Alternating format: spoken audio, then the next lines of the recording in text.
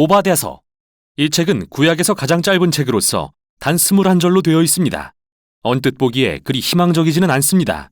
이 책은 고대 에돔 족속을 향한 하나님의 심판에 대한 시인데, 에돔은 사해 건너편에 살던 이스라엘의 이웃 민족이죠.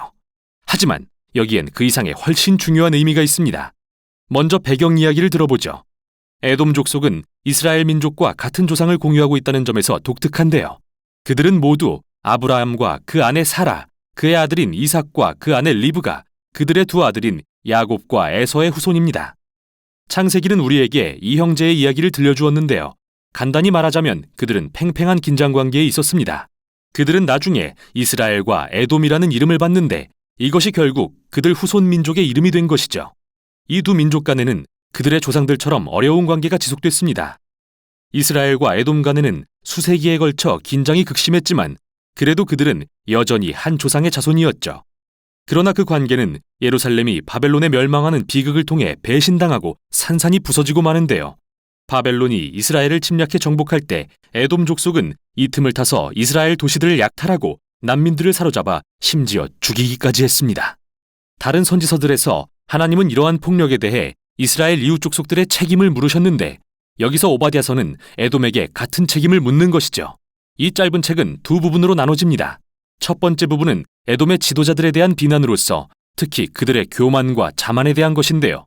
문자 그대로 그들은 사막의 높은 바위 틈에 살았을 뿐 아니라 비유적으로도 자신들이 정말 이스라엘 민족보다 우월하다고 믿었죠. 이러한 교만 때문에 에돔 족속은 바벨론의 예루살렘 공격을 방관했을 뿐 아니라 실제로 이스라엘을 파멸하는 일에 참여하게 됩니다. 그래서 하나님은 오바댜를 통해 에돔을 높은 곳에서 끌어내어 멸망에 이르게 할 것이라 말씀하십니다. 그들이 이스라엘에게 행한 대로 받을 것이라고 말이죠. 이제 에돔 족속의 멸망에 대해 더 듣게 될 거라고 생각할 즈음에 갑자기 15절에서 주제가 바뀝니다. 그리고 모든 민족을 심판할 여호와의 날이 가까웠다는 말을 듣게 되죠. 대체 왜 갑자기 에돔에서 모든 민족에게로 대상이 바뀌었을까요? 이 절은 사실 이 책의 전반부와 후반부의 연결고리에 해당합니다. 후반부에서 오바댜는 여호와의 날을 선포할 때 에돔뿐만 아니라 모든 민족에 대한 심판으로 그의 시선을 넓히고 있죠. 그는 말하길 모든 교만한 민족들, 즉 에돔처럼 행동하는 족속들은 에돔과 같은 방법으로 하나님의 심판에 직면할 것인데, 그들은 교만하여 높아진 곳에서 떨어져 멸망에 이를 것이라고요. 이제 에돔에 대한 전반부와 모든 민족에 대한 후반부를 연결해보면 왜 오바댜가 그렇게 이스라엘 남쪽의 작은 이웃나라에 관심을 가졌는지 알 수 있게 됩니다. 오바댜는 에돔의 교만과 멸망은 하나의 예시로서 하나님께서 언젠가 모든 민족의 교만을 대적하사 멸망시키실 것에 대한 상징으로 보았습니다. 우연이라고 보기 어려운 사실은 히브리어로 에돔이라는 단어가 인류를 뜻하는 단어인 아담과 동일한 철자를 가진다는 건데요. 오바댜서에서 에돔의 흥망은 여호와의 날에 하나님의 공의가 모든 민족의 교만과 폭력을 심판하실 것을 보여주는 일종의 비유인 것이죠. 그러나 모든 선지서들처럼 이 책도 하나님의 심판이 최후의 내용은 아닙니다.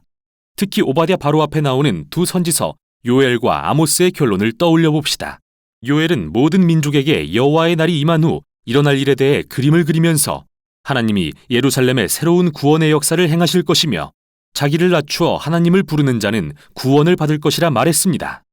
그리고 아모스는 결론에서 여호와의 날이 임하면 하나님이 이스라엘의 악을 심판하시지만 다윗의 가문을 일으켜 에돔과 하나님의 이름으로 불리는 모든 민족을 포함한 새 나라를 건설하실 것이라 말했습니다. 이렇듯 오바댜서가 요엘서와 아모스서 바로 뒤에 놓인 이유는 모든 민족을 향한 하나님 나라에 대한 소망의 약속들을 확장시키기 위한 것입니다. 그래서 이 책은 매우 희망적인 미래로 끝을 맺습니다.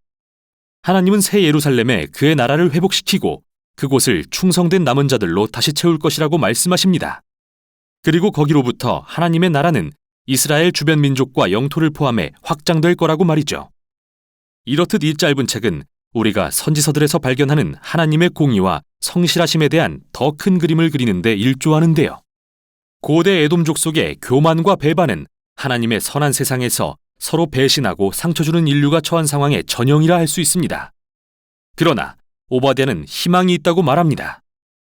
에돔의 몰락은 하나님이 세상의 악을 멸하실 뿐만 아니라 모든 민족을 치유하는 평화의 나라가 도래할 그 날을 가리키는 것입니다. 이것이 바로 오바댜서였습니다.